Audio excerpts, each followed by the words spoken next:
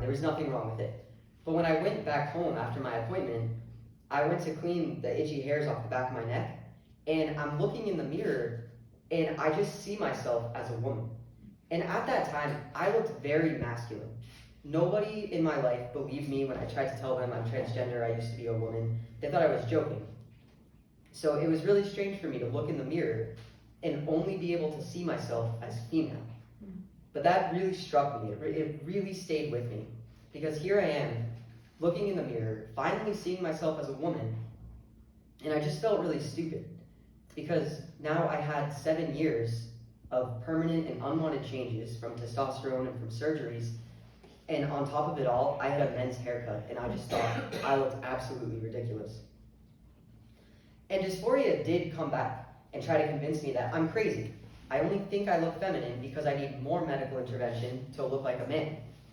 But at this point, with that experience, I knew that was wrong. I knew that dysphoria had been lying to me all along, and I needed to take a step toward detransition. And that step, that was a daunting task.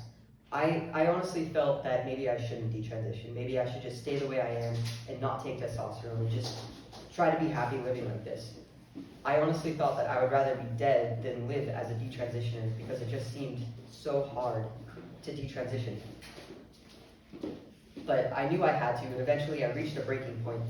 And I went to a Catholic church in my neighborhood, and I went to see a priest there, and just to do a private confession. And when I did, and he told me that I'm forgiven, and we talked a little bit about gender and the whole gender issue, I really felt that I was welcomed in the church, unlike the LGBT community now, where they weren't going to want me anymore. The church did.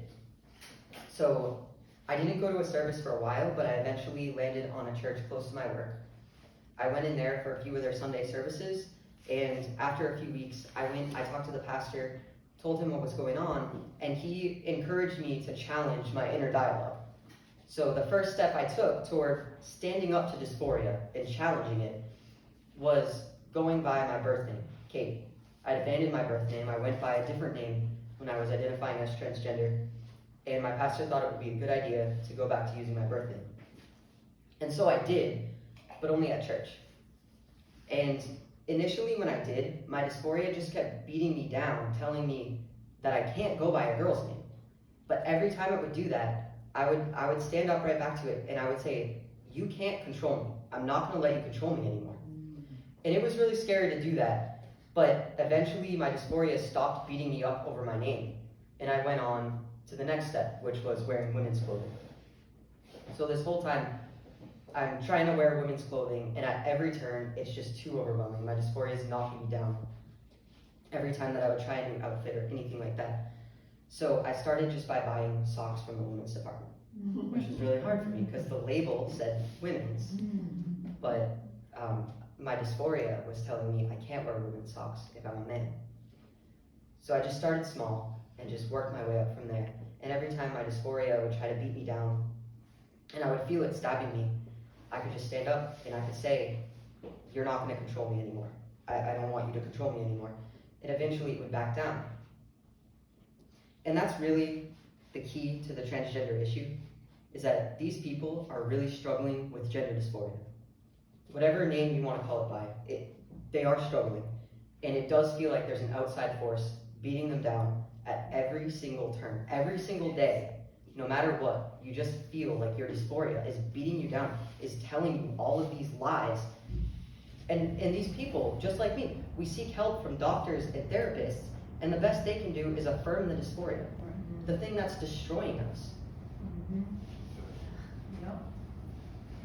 So we're conditioned to give into the dysphoria at every turn. Whatever it wants, we just feed it that and we deal with the consequences later.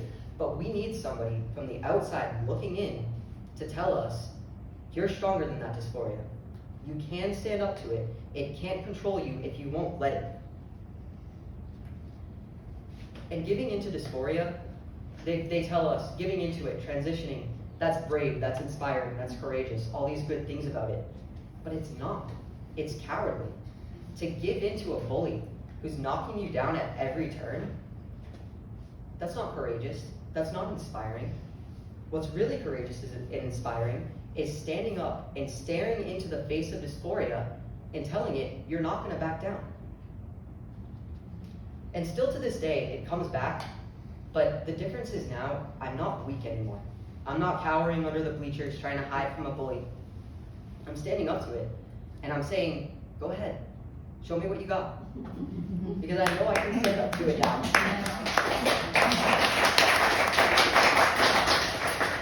And it does show me. It's come up with some pretty creative things, I have to admit. But I'm not going to back down to it. I have my whole church community behind me now. And standing up to dysphoria, for anybody who has it, it's not going to feel courageous in the moment. It's terrifying. When I first did that, when I first walked through the doors of that Catholic church to tell the priest that I'm considering detransition and that I've been identifying as transgender this whole time, I was shaking. I was so scared. I really thought I wouldn't be able to do it. But I was. And now I'm standing in front of crowds telling my story, and I think public speaking is much less intimidating than dysphoria. That's how scary it was. But ultimately, this isn't about being our true selves or living our authentic life. Because our true selves don't beat us down at every minute of every day. And an authentic life isn't living in constant submission to something that scares us and something that wants to see us destroyed. This is about control. Mm-hmm. You have to ask yourself, what force is demanding to have control over you? And who will you serve? There is an easier yoke and a lighter burden. Come and see. Thank you. Yeah.